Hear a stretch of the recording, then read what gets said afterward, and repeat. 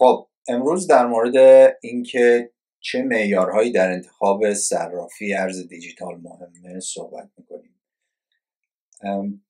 یه سری معیارها رو اینجا لیست کردم، بعد میتونیم بریم تک تک بررسیشون کنیم.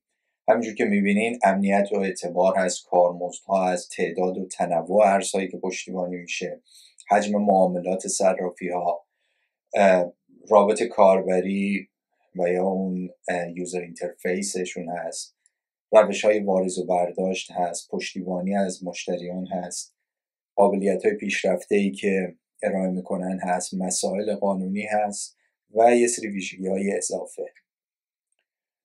خب امنیت و اعتبار همینجور که میدونین یکی از مهمترین مواردی است که باید در نظر داشته باشیم.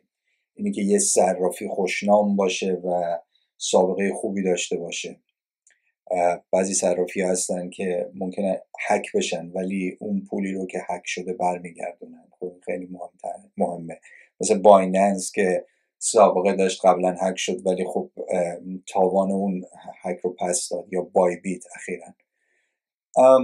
مسئله دیگه اقدامات امنیتی هست، مثل اینکه چطوری اینا احراز هویت 2 مرحله‌ای دارن و کولد استوریج دارن که در واقع امنیت دارایی شما رو تضمین میکنه و اینکه هر کسی نتونه به راحتی به اکانت شما دست پیدا کنه. مسئله دوم کارمزدها هست. کارمزد، خب اگر که شما تریدر هستین و میخواین بخرین و بفروشین یا مقدار زیادی تراکنش دارین، خیلی مهمه که برای هر تراکنش چقدر شارژ میشین یا چقدر میتونین پول از دست بدین. و همچنین صرافی ها روی واریز و برداشت پول هزینه اختصاص میدن. بعضی موقع خب این مقدار زیاد است وقتی شما واریز میکنین یا برداشت میکنین. مسئله سوم تعداد و تنوع ارزهایی که پشتیبانی میکنن. شما اگر که فقط بخواین بیت کوین بخرین، خب تو خیلی از صرافی ها و اکثر شاید همه صرافی ها این رو ارائه بدن، ولی کوین های کوچیک یا کوین هایی که همه جا ازشون پشتیبانی نمیشه، آلت کوین های خاص رو شما از همه صرافی ها نمیتونین بخرین. یه استراتژی اینه که شما توی یه صرافی خوب با کارمزدهای پایین، امنیت خوب اکانت داشته باشین و یه اکانت دوم هم داشته باشین توی صرافی که کوین های زیادی رو ارائه میده. حجم معاملات و نقد شوندگی خیلی مهمه، به خاطر اینکه صرافی که شما کار میکنین هر لحظه بخواین بفروشین خریدار وجود داشته باشه و در واقع سفارش های شما انجام بشه. رابط کاربری یا همون یوزر اینترفیس مهمه. من خودم با بعضی از اپ‌های صرافی ها که کار میکنم زیاد نمیتونم باشون رابطه برقرار کنم و بعضی هم همون اول خیلی راحت یوزر فرندلی هستن و میتونین باشون کار کنین و راه خودتون رو پیدا کنین. روش های واریز و برداشت هم مهمه که چطور شما میتونین مقدار پولتون رو در واقع واریز کنین به صرافی، از چه طریقی. خب روش های مختلف، از طریق بانک یا از طریق پیپال یا از طریق پی آی دی یا روش های دیگه، کارت از طریق کردیت کارت، دبیت کارت، یا اینکه خب اینا صرافی های مختلفی روش های مختلف رو به شما ارائه میدن.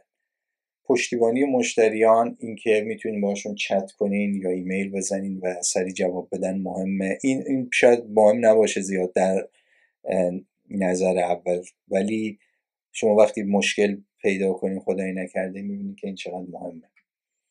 مسئله دیگه قابلیت های پیشرفته است که یه سری صرافی ها ارائه میدن، مثلا مثل لورج یا اهرم یا معاملات مارجین. البته شما استاپ لاس، اینا اگر که تریدر حرفه‌ای نیستین یه سری از اینا ممکنه به درد شما نخوره اگر فقط میخواین هولد کنین.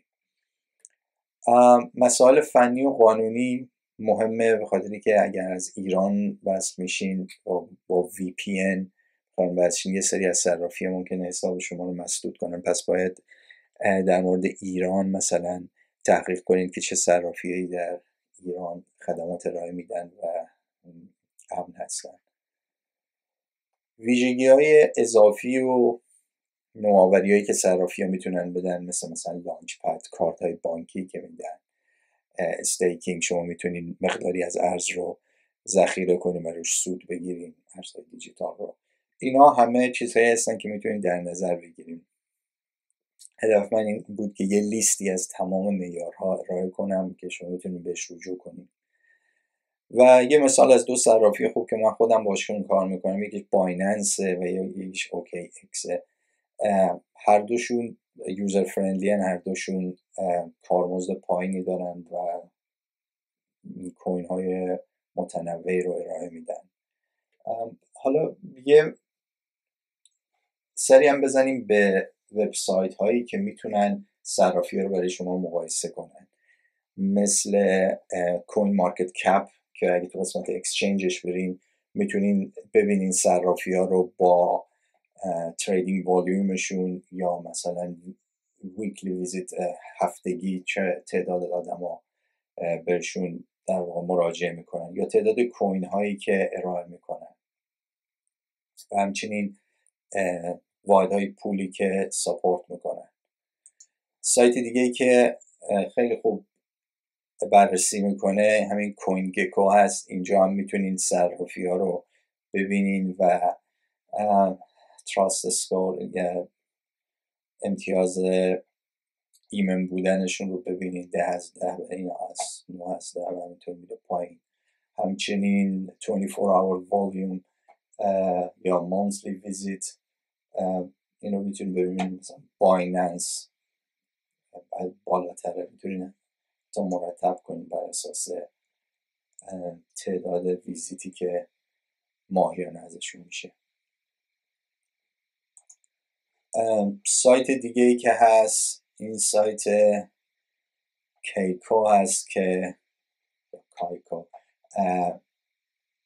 این هم مرتب کرده صرافی ها رو بر اساس یه سری معیارها و امتیاز داده که حالا مثلا کوین بیس 3A هست، اینا مثلا AA هستن. من خودم با کوین بیس رو زیاد کار نمیکنم. کوین بیس کارمزدش بالاست در مورد واریز و برداشت پول.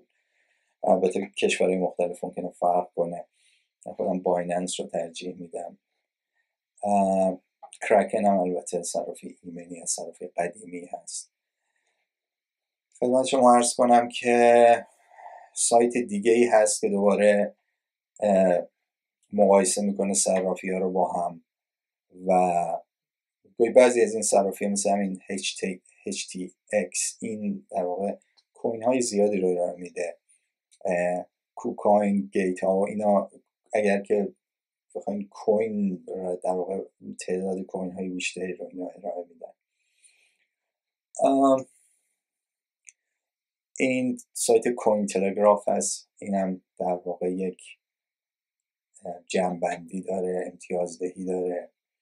خلاصه سایت ها زیادن. من اینجا به طور نمونه چند تایی رو برای شما آوردم که میتونید مراجعه کنید و ارزیابی کنید که بر اساس معیارهای مختلف چه صرافی رو انتخاب کنید. ولی در نهایت من فکر میکنم راه عملیش این باشه که 4-5 تا رو انتخاب کنین و اینا رو اینستال کنین، اپشون رو، و حالا سعی کنین باشون کار کنین و در واقع در عمل میفهمین نقاط قوت و ضعف اینا چی هست.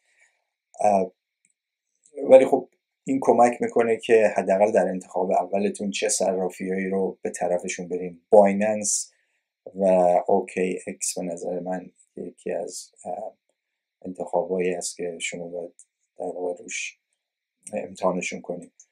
یه مسئله دیگه ای هست، اینه که این سایت ها بعضیشون خب به خاطر اینکه منافع مشترک دارن با یه سری از صرافی ها، یه سری از این صرافی ها رو پروموت میکنن، در حالی که ممکنه اونا اون مقداری که اونا روشون تمرکز میکنن و تاکید دارن روشون به این مقدار خوب نباشن.